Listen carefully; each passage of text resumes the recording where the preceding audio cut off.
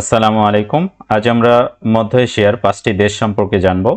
চলুন প্রথমে আমরা মধ্য এশিয়ার 5টি দেশ এবং রাজধানীগুলো দেখে আসি।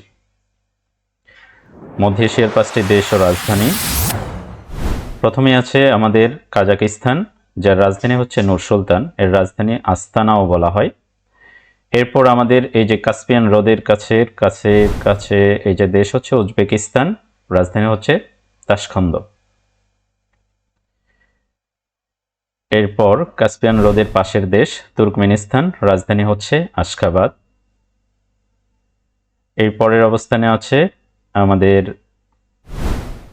তাজিকিস্তান, রাজধানী হচ্ছে দুশানবে। এবং আমাদের 5 নম্বর দেশটা মধ্য এশিয়ার শেষ দেশ, এটা হচ্ছে কিরগিজস্তান, রাজধানী হচ্ছে বিশকেক। এই ছিল আমাদের 5টি দেশ, এর অবস্থান এবং রাজধানী। এখন আমরা দেশগুলো সম্পর্কে বিস্তারিত জানব। 5টা দেশের অবস্থান আমাদের এই যে মধ্য এশিয়ার এরকম একটা অবস্থানে এদের অবস্থান।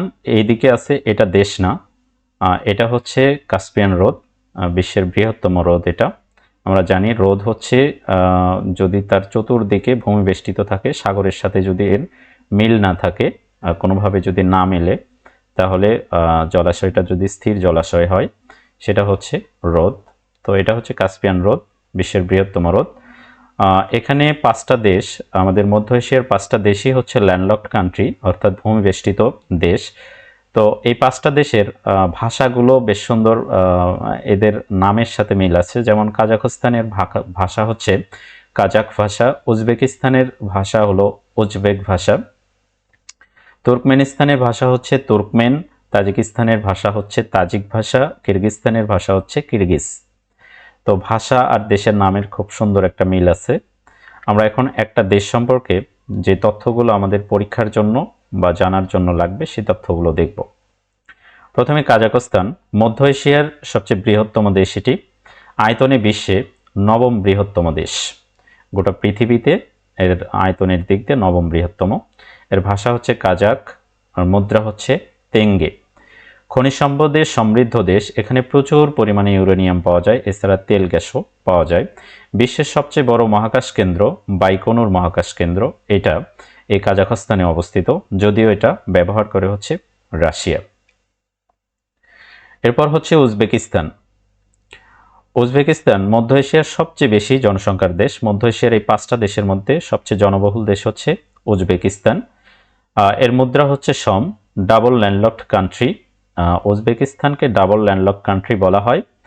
পৃথিবীতে এরকম 2টা ডাবল ল্যান্ডলকড কান্ট্রি আছে, একটা হচ্ছে এই উজবেকিস্তান, আর একটা হচ্ছে লিচেস্টাইন, এটা ইউরোপের দেশ।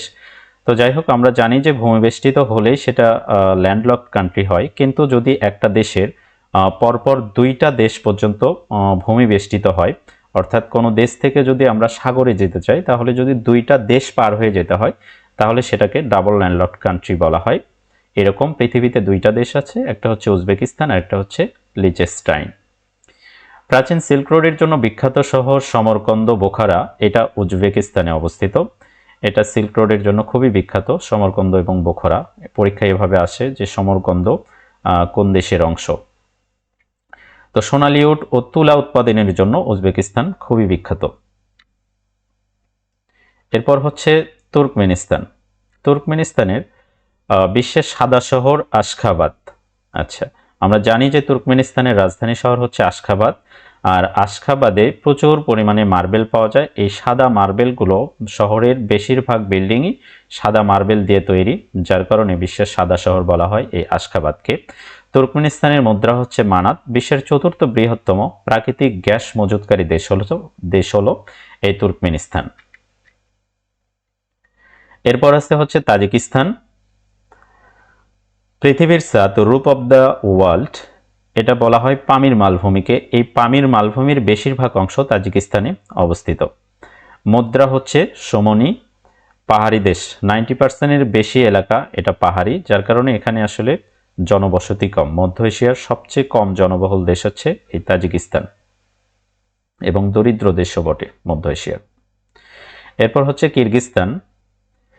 কিরগিজস্তানে বিশ্বের 2য় বৃহত্তম পর্বতরোধ ইসিককুল, এটা অবস্থিত এই কিরগিজস্তানে। আমরা জানি যে বিশ্বের প্রথম বৃহত্তম পর্বতরোধ টিটিকাকা হ্রদ।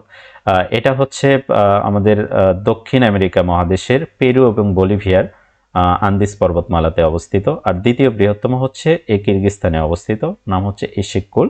এর মুদ্রা হচ্ছে সম। এর আগে আমরা আরেকটা দেশের মুদ্রা সম দেখেছিলাম, সেটা হচ্ছে এই যে উজবেকিস্তানের মুদ্রার নামও হচ্ছে সম। তো এই ছিল আমাদের 5টা দেশ সম্পর্কে সংক্ষিপ্ত বর্ণনা, যেগুলো পরীক্ষার জন্য গুরুত্বপূর্ণ। আর এখানে আমরা যদি পৃথিবীতে এইভাবে ফ্ল্যাট মানচিত্রে আমরা যদি মধ্য এশিয়ার অবস্থানটা দেখতে চাই, তাহলে এই যে খয়েরি কালার যে অংশটুকু দেখতে পাচ্ছি আমরা 6টি দেশ, এটা হচ্ছে আমাদের মধ্য এশিয়ার দেশ। এটাকে যদি আমরা এশিয়াকে আরও আলাদা করে নিই, এই যে তাহলে এরকম অবস্থানে আমাদের মধ্য এশিয়ার দেশ। তো ভিডিওটি ভালো লাগলে অবশ্যই লাইক, কমেন্ট, শেয়ার করে পাশে থাকবেন। ধন্যবাদ সবাইকে।